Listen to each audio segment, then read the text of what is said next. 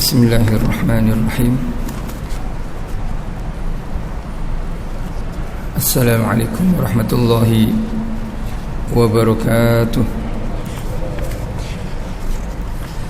Ta'allum wa ta'lim wa tadhakkur wa tadhkir wa nafa' wal intifa' wal ifada wal istifada wal hasala tamasuk bi kitabillahi wa sunnati rasulih ibtiga ajlahu qurbi wa sawbihi al-hadri sayyidina syafi'ina rasulillah Muhammadin abdillah sallallahu wa sallam ila ruhil imam Bismillah wa syatiri wa ila arwahi walidina wa walidikum wa amwatina wa amwatikum wa amwatil muslimin ammah wa man amara hadzal masjid sabiqan wa lahiqan wa man tasaddaqa fihi wa man abadallaha fihi innallaha yataghashahum birrahmah wal maghfirah wa yuskinuhumul jannah wa yakhtimu lana wa lakum bil husna fi khairin wa lutfin wa afiyah wa ila hadratin Nabi Muhammad sallallahu alaihi wasallam. Al-Fatihah.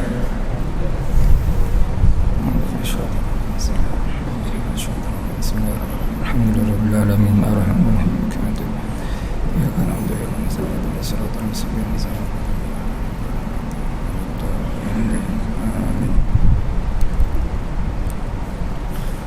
Alhamdulillah wassalatu wassalamu ala Rasulillah Sayyidina Muhammad bin Abdullah wa ala alihi wa sahbihi wa mawalah. Wa la hawla wa la quwata illa billah. Rabbi shrah li sadri wa yassir li amri wahlul 'uqdatam min lisani yafqahu qawli, amma ba'du. Yang dimuliakan oleh Allah Subhanahu wa taala, muslimin hadirin jamaah Jumat rahimakumullah. Alhamdulillah, insyaAllah pada kesempatan kali ini kita akan sambung kembali perkongsian yang sebelum ini sudah kita kongsikan, yakni mengenai sambutan Rasulullah sallallahu alaihi wasallam ketika masuk hari Jumat, atau lebih semudahnya perkara-perkara yang dibuat oleh baginda Nabi Muhammad sallallahu alaihi wasallam di hari Jumat, supaya kita lebih tahu apa yang sepatutnya kita buat di hari Jumat yang penuh barakah ini. Banyak kelebihan keutamaan yang Allah kurniakan di hari Jumat mubarakah ini. Maka sangat disayangkan bila kita sebagai umat Nabi Muhammad sallallahu alaihi wasallam tidak tahu nak buat apa di hari Jumat. Baginda sangat seronok, bahagia bila dah masuk hari Jumat. Dan itu juga kena ada kepada diri kita, kena ada pada perasaan dan hati kita, seronok bahagia kerana dilipat kali gandakan pahala kita di hari Jumat penuh barakah ini, insyaAllah. Beberapa aktiviti yang sentiasa, yang selalu dibuat oleh Rasulullah SAW sudah kita kongsikan. Yang ini mula-mula Nabi sebelum pergi menunaikan solat Jumat atau beriktikaf di dalam masjid, Nabi mandi dahulu. Ini sudah kita kongsikan bahawasanya mandi ini boleh menghilangkan dosa-dosa yang ada pada diri kita. Dosa-dosa antara kita dan Allah Subhanahu wa taala akan hilang dengan kita mandi di hari Jumat dengan niat nawaitul ghusla li sunnatil jum'ah atau nawaitu sunnatal ghusli li yaumil jum'ah. Saya niat mandi sunnah untuk hari Jumat. Orang yang mandi seperti ini, maka dia dikira mengikut atau mencontohi Rasulullah sallallahu alaihi wasallam. Sayang kita hari-hari mandi bersih, ya, bersih daripada kotoran, bersih, wangi badan kita. Alangkah baiknya hari Jumat sebelum kita pergi masjid, sebelum kita masuk masjid, walaupun mandi di bilik air masjid pun tak ada masalah. Sebab kenapa? Sebab ini sangat penting. Allah bagi kemudahan, Allah bagi ampunan bagi umat Rasulullah SAW ketika dia mandi di hari Jumaat. Dan sunnahnya mandi ni mula daripada selepas subuh. Boleh kita sebelum pergi office tadi dah mandi, tapi dengan niat pastinya. Sebab kalau tak niat, dia tak dapat mandi sunnah. Kalau setakat mandi biasa, dia tak dapat pahala. Setakat dapat bersih zahir saja. Akan tapi kalau dia niat, saya niat mandi sunnah contohnya untuk hari Jumaat, maka dia akan bersih zahir dan batin insya-Allah. Yang kedua yang sudah kita kongsikan adalah kebiasaan Rasulullah sallallahu alaihi wasallam. Ketika masuk hari Jumaat, Nabi akan menyediakan pakaiannya. Yakni Nabi berhias, memakai pakaian yang cantik di hari Jumaat. Ini sunnah. Kita jangan setakat ambil berat bila nak datang kenduri saja, kenduri kendara, atau kita nak pergi office, kita nak pergi melancong pakaian mahal. Tak, Nabi ada pakaian khusus yang Nabi gunakan hanya di hari Jumaat atau hari raya Idul Adha atau Idul Fitri.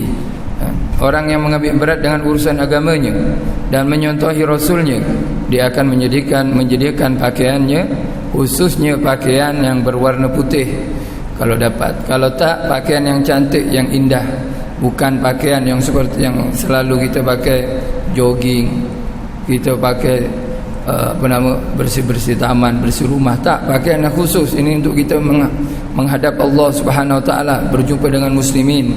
Gunakan pakaian yang indah. Baik.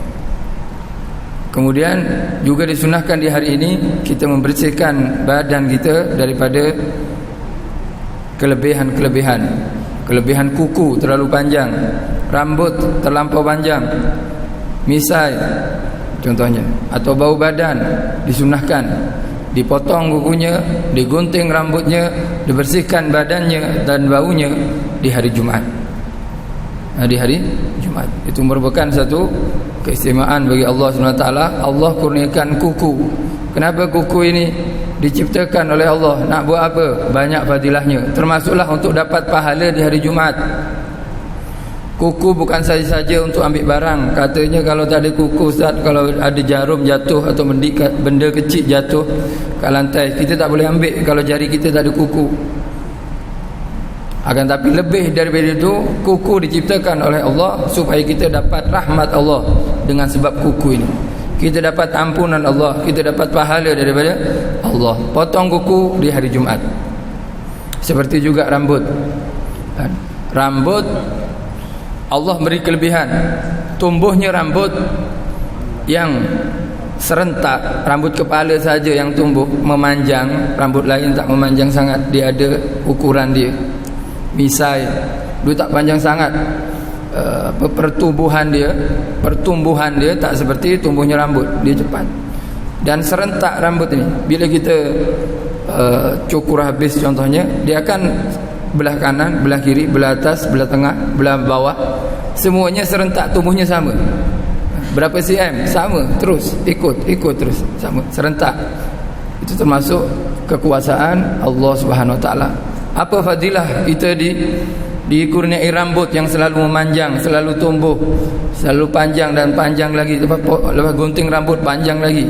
Yakni untuk kita mendapat pahala ketika hari Jumaat, dan juga untuk dapat pahala ketika kita tahallul, ketika masa menunaikan ibadah umrah atau ibadah haji. Alhamdulillah, segala kurniaan Allah kepada kita sebetulnya boleh kita gunakan untuk mendapatkan rahmat dan ridha Allah Subhanahu Wa Taala. Disunahkan di hari Jumaat membersihkan badannya daripada kuku, rambut, ketiak, misai, bulu ketiak maksudnya, dibersihkan di hari Jumaat. Dan juga disunahkan di hari Jumaat yang selalu Nabi buat adalah memakai minyak wangi. Ambil parfum. Rasulullah SAW badannya sudah wangi, tak perlu parfum pun dah wangi, dah harum.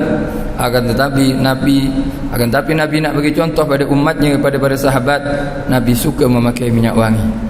Kerana seseorang yang berkumpul dengan jamaah lain, dengan muslimin yang lain, kemudian dia mengganggu dengan baunya, mengganggu dengan perbuatannya, mengganggu dengan perkataannya, maka dia akan terkena dosa haram hukumnya.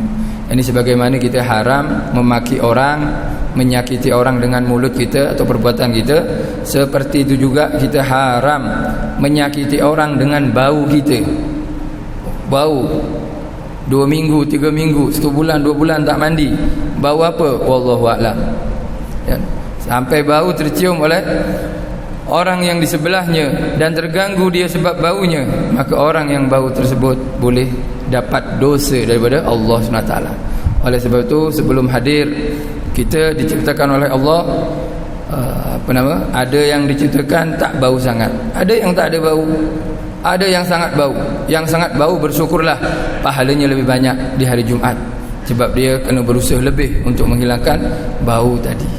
Jangan mengeluh saja, kenapa saya punya bau badan bau sangat ni, busuk. Alhamdulillah, awak kalau hari Jumaat pahalanya lebih daripada orang yang tak ada bau. Tak ada bau, mandi biasa saja. Awak mandi bersih-bersih supaya orang tak ganggu, pahalanya lebih. Al-ajru alaik ala qadri ta'ab. Pahala mengikut ukuran usaha seseorang. Yang bau lebih, usahanya lebih, pahalanya juga lebih. Jadi kalau nampak secara zahir itu merupakan sesuatu yang tak seronok, tapi hakikatnya itu adalah kurniaan daripada Allah Subhanahu wa ta'ala. Kemudian yang terakhir yang kita kongsikan hari itu adalah at-tabkir ilaiha, yakni bersegera untuk menunaikan solat Jumaat. Siapa yang datang waktu awal, ini sudah kita kongsikan, seakan-akan dia telah berkorban seekor unta. Siapa yang datang di waktu kedua, seakan-akan dia berkorban lembu. Siapa yang datang di waktu ketiga, seakan-akan dia berkorban biri-biri. Dan siapa yang datang di jam keempat, di waktu keempat, maka dia seperti berkorban seekor ayam. Dan siapa yang datang di waktu kelima, maka dia seperti sedekah sebutir telur.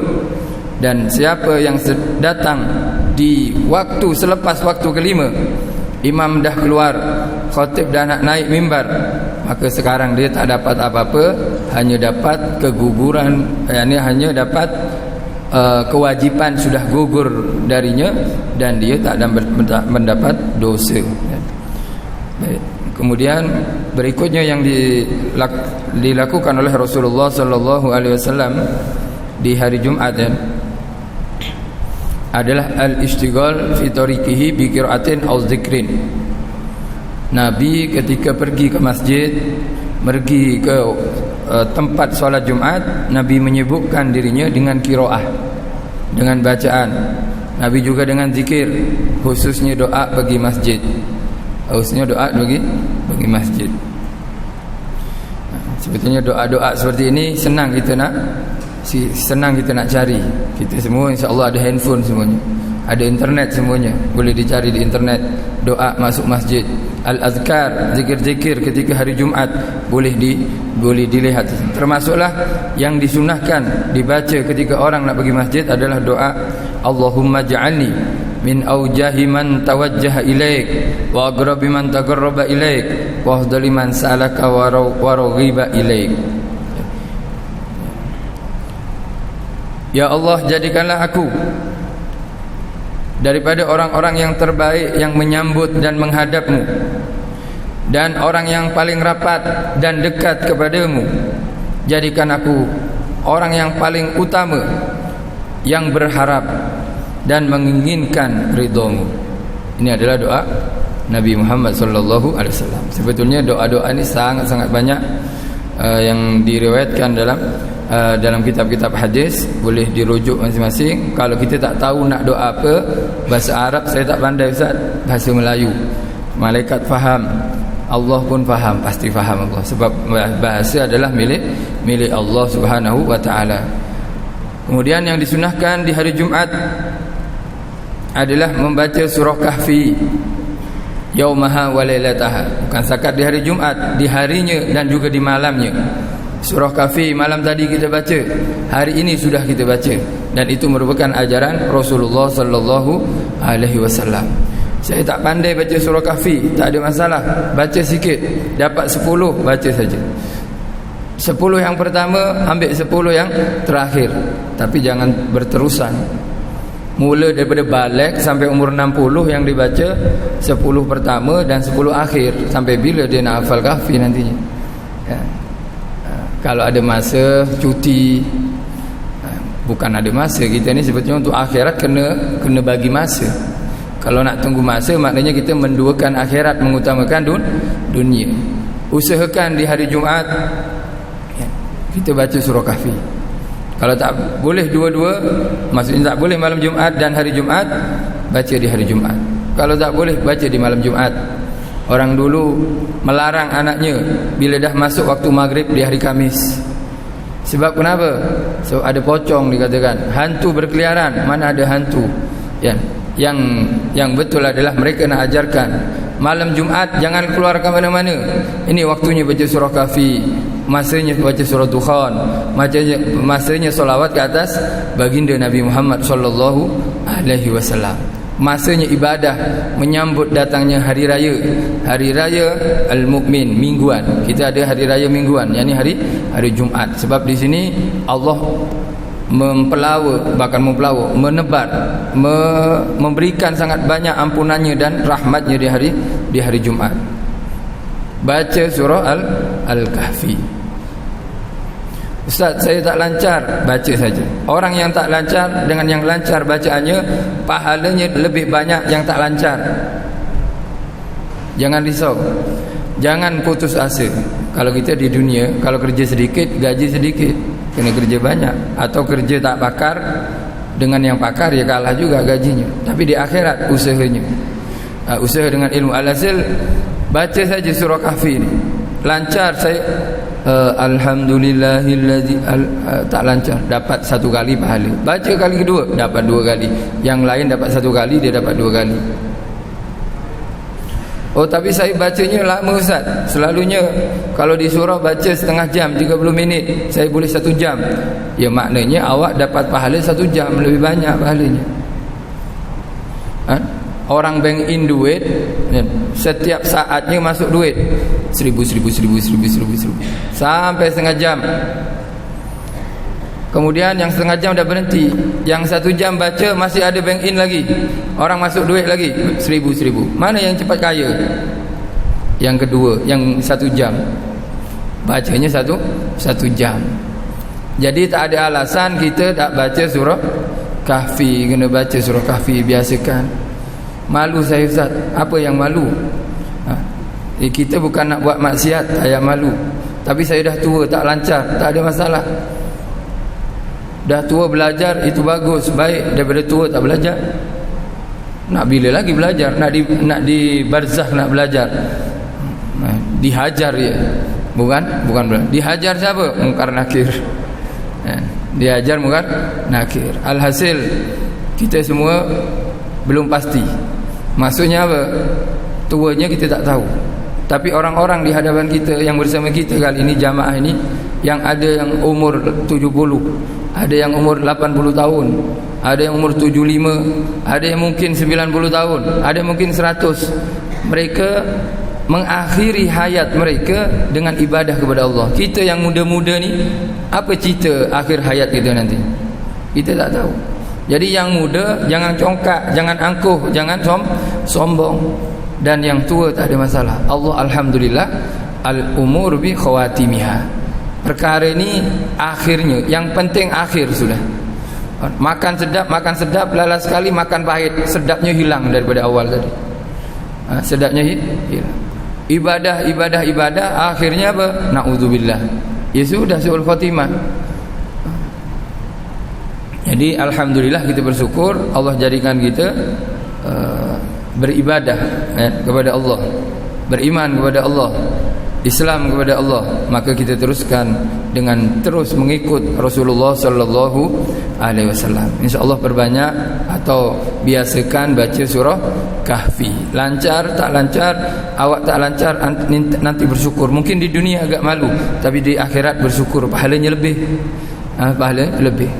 Ada orang baca laju baca surah Kahfi, settle 10 minit baca surah Kahfi. Ya sudah, 10 minit dapat pahala. Isi tabung 10 minit saja duit dia tak. Tapi yang 1 jam terus mengalir. Berapa kali ganda? 6 kali ganda. Sebab dia baca 60 minit. InsyaAllah kita azam ya.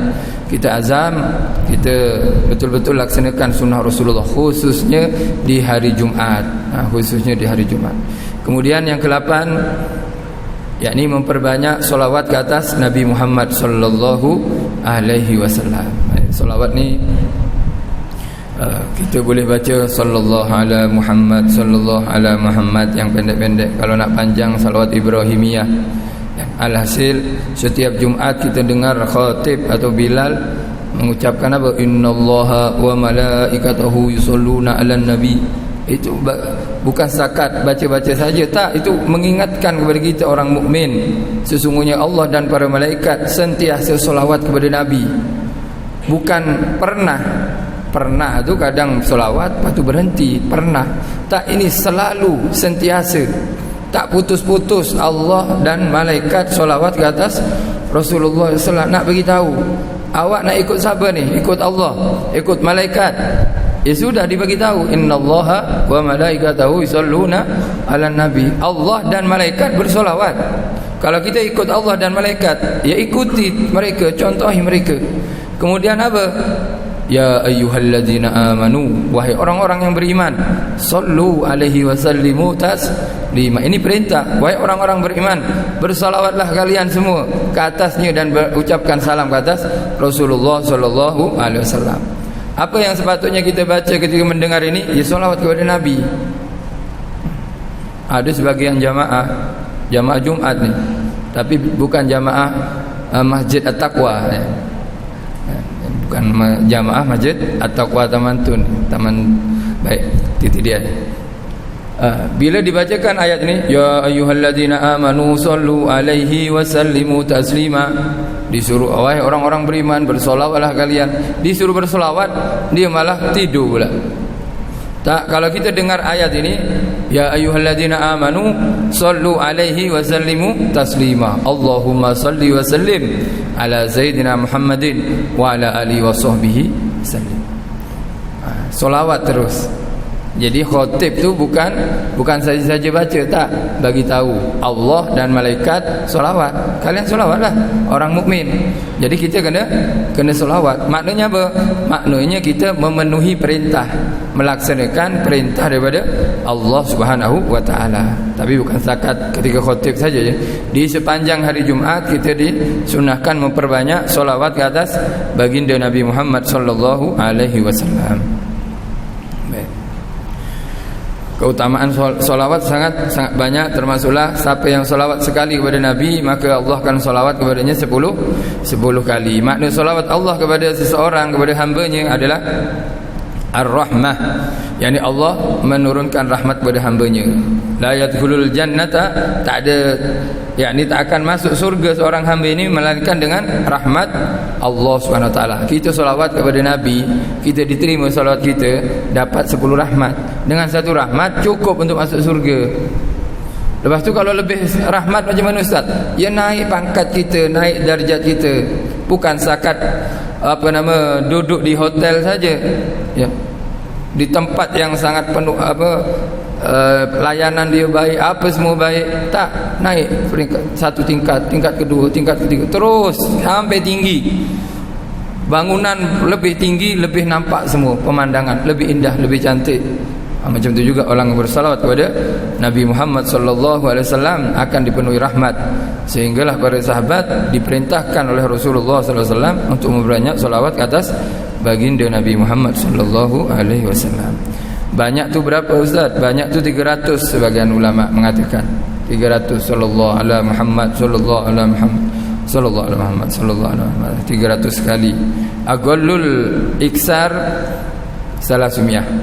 Minim paling sedikitnya banyak, ya dikatakan banyak, paling sedikit berapa? 300. Dan ini pahala solawat di hari Jumat. Dan pahala solawat di hari Jumat itu tak sama pahala solawat di selain hari Jumat.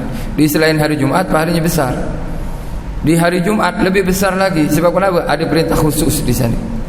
Ada perintah khusus daripada Rasulullah sallallahu alaihi wasallam. Baik. Berikutnya yang disunahkan adalah al-insat wal istima' ilal khutbah.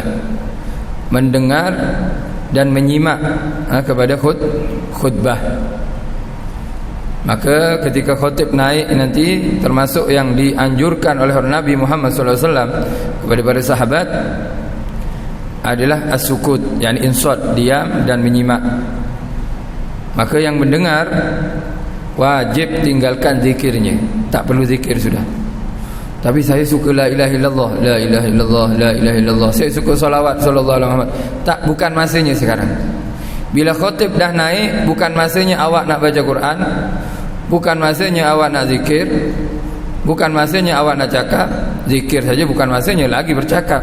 Apa masanya apa ni? Dengar khutbah. Ibadah paling afdal ketika khatib dah naik mimbar adalah mendengarkan khutbah khatib, tak ada yang lain. Tapi saya fasih, saya tadabbur kalau baca Quran, stop Al-Quran, fasih ke, ahli tadabbur ke. Bila khatib dah naik mimbar, paling afdal, paling mahal, paling banyak pahala apa? Dengar khutbah. Dah tak ada yang lain sudah. Kita kena tahu.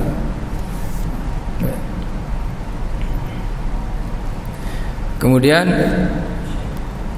dikatakan ya, kalau khatib tengah khutbah, sedia maklumlah jamaah insya-Allah tahu semua, kita main-main, maka faqat laghut, akan sia-sia Jumaat kita, sia-sia, gugur kewajipan, tapi tak ada pahala.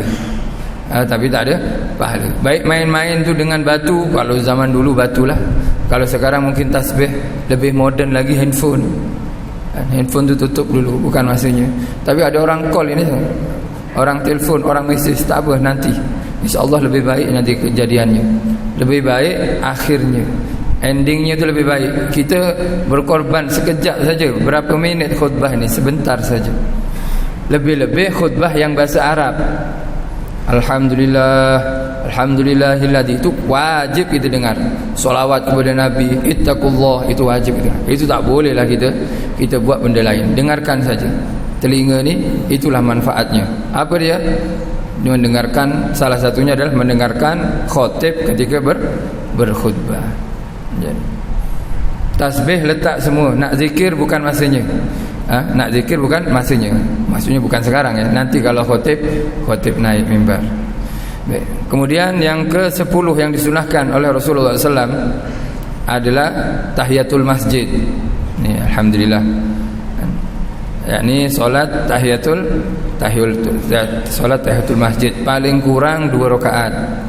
Ini untuk kita hormat, istilahnya tahiyat ni penghormatan kepada masjid. Masjid ni apa masjid? Masjid ni Baitullah, rumah Allah. Kita masuk rumah orang saja kena hormat. Assalamualaikum.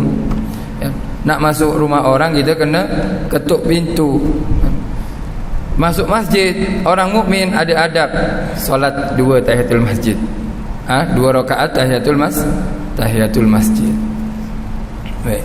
Baik ketika seperti ini, khatib belum naik mimbar, atau ketika khatib sudah naik mimbar. Khatib tengah naik mimbar, boleh ke solat tahiyatul masjid? Nabi menanyakan seorang sahabat, awak dah solat ke tahiyatul masjid? Dah. Akhirnya solat, tapi solatnya lain. Kalau kita tengah khatib belum naik, kita boleh panjangkan solat tahiyatul masjid kita. Baca yang panjang-panjang lah, seperti yang disunahkan juga ya, disebutkan di dalam kitab Ihya Ulumuddin Imam Ghazali ya.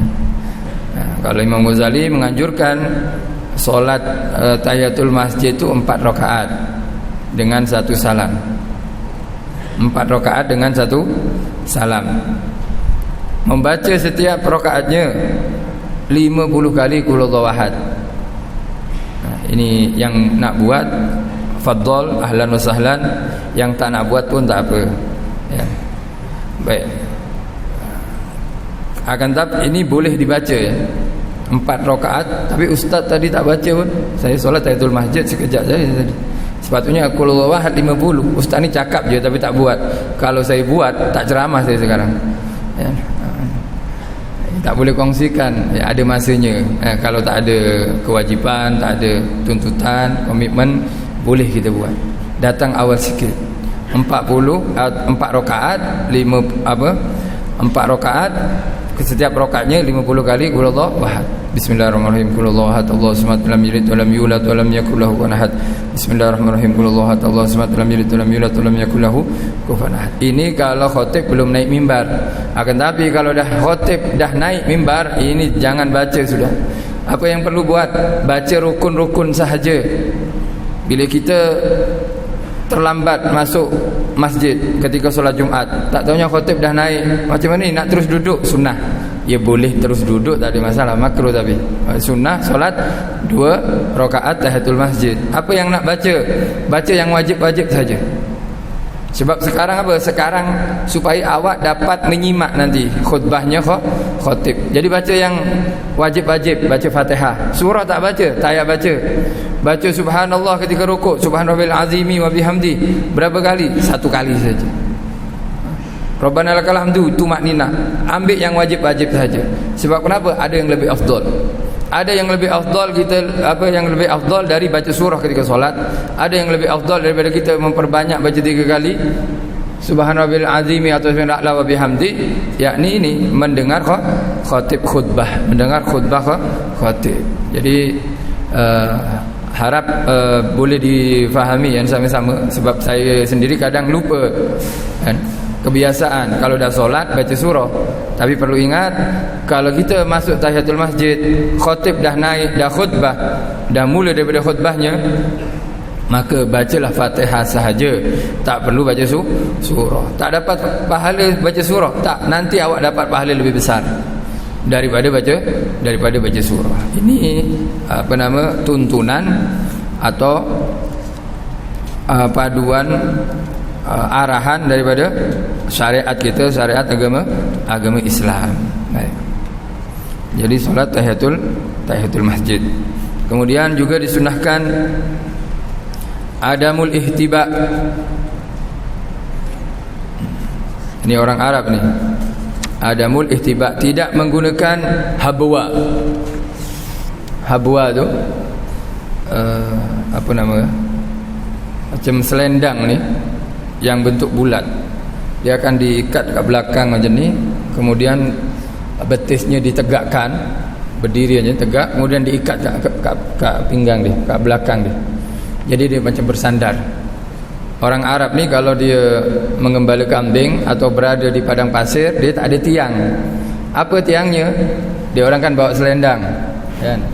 Selendang ni ini tak panjang. Kalau yang panjang tu letak ke belakang, terus diikatkan di depan lutut dia. Duduk macam abang ni, depan saya ni. Ini ihtiba nama dia. Boleh guna tangan atau yang guna kain. Yang guna kain tu tak digalakkan di hari Jumaat. Sebab kenapa? Sebab yuksirun naum atau yurisun naum, buat tidur. Itu suatu obat tidur juga, pakai habwa ni. Tapi saya ngantuk. Kalau hari Jumaat saja saya ngantuk. Memanglah syaitan. Coba kita datang di tempat-tempat yang melalaikan, tak ngantuk itu, ya syaitan buat ngantuk. Lepas tu apa nak buat ustaz? Ya suruh kejut kawannya. Wasiat, bro, kalau saya tidur kejut bro, saya nak dengar khutbah ni. Tak dapat pahala kita tidur. Tengah khutbah kita kesempatan kita nak dengar khutbah, kita tidur pula. Suruh kejut kawan dia. Susah nak kejut awak lah. Kemplak apa? Bagi kaf. Atul kaf bagi saya, apa sebut ni? Ditempeleng sebut. Tak adalah, tak sampai macam tu, dikejut gitu. Dan kita yang ngantuk jangan paksa tidur, paksa bangun. Yang masalah tu apa? Kita benda-benda baik ni ya, khususnya khutbah kan, Kita bukan paksa bangun, paksa tidur pula. Tak tidur paksa tidur. Kenapa? Tak, bukan masanya kita tidur dah lama malam tadi sudah. Sekarang sayang, ini telinga ni kan nanti dihisap. Ditanya oleh Allah SWT, aku bagi nikmat telinga kau buat apa? Buat tidur ya Allah. Khutbah kau tak dengar, aku tidur je ni. Ya, macam mana nanti di hadapan Allah SWT. Sayang, Jumaat tak semua orang boleh solat Jumaat. Alhamdulillah, ini kesempatan yang perlu sentiasa kita syukuri pada Allah Subhanahu wa taala. Kemudian disunahkan berikutnya adalah 7 minit lagi kalau tak silap. Betul. Memperbanyak doa di hari Jumaat, perbanyak doa kepada Allah SWT. Doa dengan lisan atau lintasan dengan hati kita. Lintaskan dengan hati kita. Khususnya ada khilaf lah di hari Jumaat ini. Para ulama ni mengkaji hadis-hadis, riwayat-riwayat tentang waktu yang dikabulkan doa di hari Jumaat. Dikaji semuanya, riwayat semuanya. Kalau kita mungkin baca 1, 2, 3 hadis dah berfatwa ya. Tapi di orang ni semua hadis dibaca, dibandingkan satu dengan yang lain.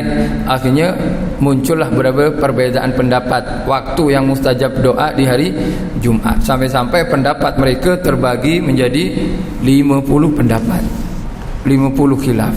Alhasil semuanya di hari Jumaat. Sama dengan Lailatul Qadar.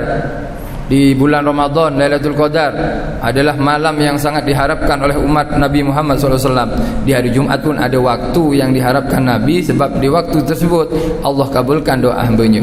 Seperti Lailatul Qadar yang dirahsiakan oleh Allah, mungkin malam pertama, mungkin malam kedua, 20, 21, 23, rahasia.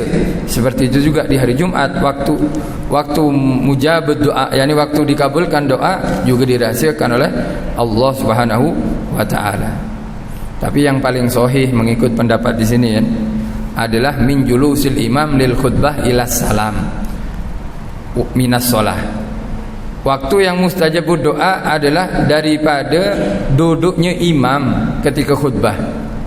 Memang duduk kan, lepas khutbah tu duduk. Daripada sana sampai mana? Sampai salam dari solatnya. Itu dikatakan satu pendapat ni waktu yang mujabud doa. Jadi kalau imam tengah duduk di khutbahnya, perbanyak kita doa, lebih-lebih dalam solat kita.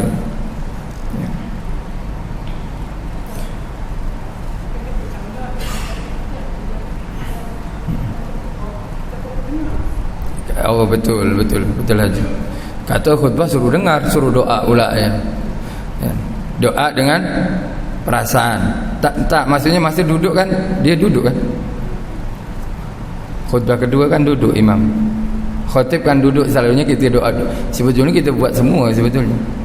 Masa khutbah kedua kan imam duduk. Kalau dia baca qul huwallahu ahad, Allahus samad, lam yalid walam yulad walam yakul lahu. Kita buat apa? Kita doa lah. Di waktu mula daripada itu duduk tu sampailah akhir salam. Kemudian macam mana saya dengar? Waktu dengar.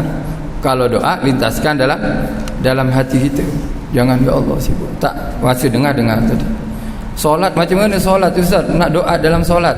Ya kan dalam solat kan doa ya. Rabbi firli warhamni wajburni warfa'ni warzuqni wahdini wa'afini wa'fa'ni, doa semua. Bahkan boleh ke ditambah yang lain Ustaz? Dah boleh. Doa dalam tahiyat saja kan panjang. Allahumma inni a'udzubika min adzabil qabri wa min adzaban nari, azab kubur, azab nar, fitnah dunia, fitnah macam-macam. Rabbana atina, boleh ditambah. Sampai bila? Sampai imam salam. Ini satu pendapat ya. Satu pendapat mula daripada khatib duduk sampai salam. Yang kedua, akhir Jumaat. Akhir di hari Jumaat, maksudnya petang lepas asar. Ini disebut Sa'atul Fatimiyah. Ini riwayat daripada Sayyidina Fatimah. Di masa Jumat asar atau lepas asar di hari Jumat, itu termasuk waktu yang dikabulkan doa oleh Allah mengikut riwayat yang diriwayatkan oleh Siti Fatimah radhiyallahu anha. Baik. Dikatakan walaysa min syarti du'a huna at-talaffuz bih bal ihdaru fi qalbi kafin kama fi bisyrul karim. Dan bukan disyaratkan dalam doa di sini adalah melafazkan dengan lisan, tapi cukup dihadirkan dengan hati, dilintaskan dengan perasaan kita, maka itu sudah cukup menjadi bentuk permintaan kita kepada Allah Subhanahu wa taala. Yang perlu kita sedari, doa itu adalah mukhul ibadah. Doa itu ibadah. Jadi kalau orang sudah berdoa kepada Allah, dia dah dapat pahala. Kabul tak kabul, diterima tak diterima doanya, itu cerita lain, tapi dia dah berjaya dapat pahala. Kalau kita berdoa, bersyukur dah berdoa. Sebab kenapa? Sudah ibadah. Paling kurang kita dapat pahala daripada Allah sebab doa kita. Kabul ke Ustaz? Pasti dikabul. Pasti di ud'uni astajib lakum, firman Allah Subhanahu wa taala.